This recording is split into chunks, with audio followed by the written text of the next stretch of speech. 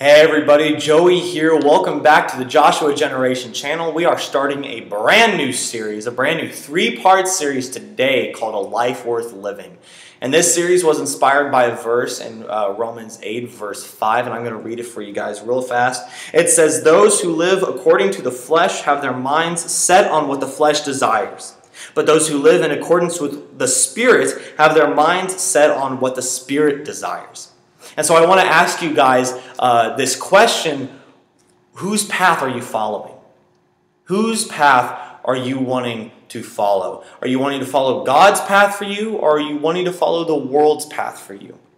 And these questions really can only be answered by identifying where our focus lies. Does our focus lie on God and on what He has for us, or does our focus lie on what the world wants us to do, feel, think, want, desire, whatever? Where does our focus lie? You know, in this series, we're going to be talking about 3 different subjects. The first one in this video, we're going to be talking about the differences between selfishness and selflessness. And the next video, we're going to be talking about separation versus sanctification. And then in the third and final video, we are going to be talking about self-doubt versus self-worth. And so I hope you guys enjoy this series. Let's get right into the heart of this lesson, which is selfishness versus, selflessness. Selfishness. What is selfishness? Well, according to the dictionary, selfishness is defined as being devoted to or caring for one's own self and only one's own self, regardless of what is going on around them. You know, and isn't that what sin is? Is that instead of looking to God or to the needs and wants of others, we look inwardly and we look at our own desires and needs and say, okay, I know what's going on around me. I know what this person wants, what that person wants, what God wants for me, but I'm going to do what I want for me. And it may not be what I need, but I want to do it. I want to do this regardless of the consequences. And that's when we sin. And so the opposite of selfishness is selflessness, literally the opposite. I mean, the dictionary defines selflessness as unselfish. And so whenever you think of selflessness in the Bible, one of the first people that comes to my mind is Jesus Christ.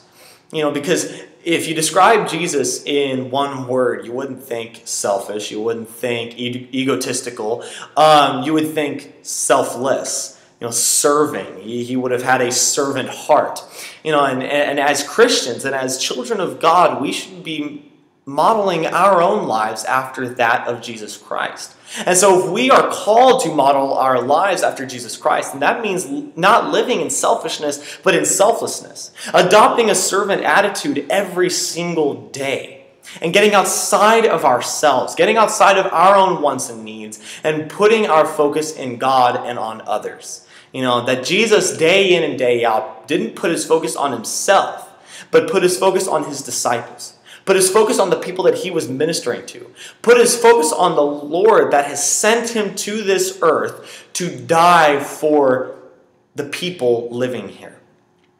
You know, and so when I think about this generation, you know, our generation, that it is plagued by this idea of instant gratification and this me attitude. And that's so cancerous. You know, I don't use the word cancer lightly because it is a serious malady for this world. But the plague of instant gratification is cancerous. And it is a poison that our generation has adopted. And so as the Joshua generation, we need to get out of this me attitude and get back into this him attitude. Get back into the Jesus Christ attitude, the servant attitude. And so I hope you guys enjoyed this video, the short little snippet of a video, and I hope you guys tune in to the next 2 videos of this series. Leave comments down below if you have any concerns, questions, prayer requests, anything that is on your heart. So guys, I thank you so much for watching this video. And one more thing before I go. Joshua Generation, you are loved, wanted, and called into greatness by a good Father. Thanks for watching, guys. Bye.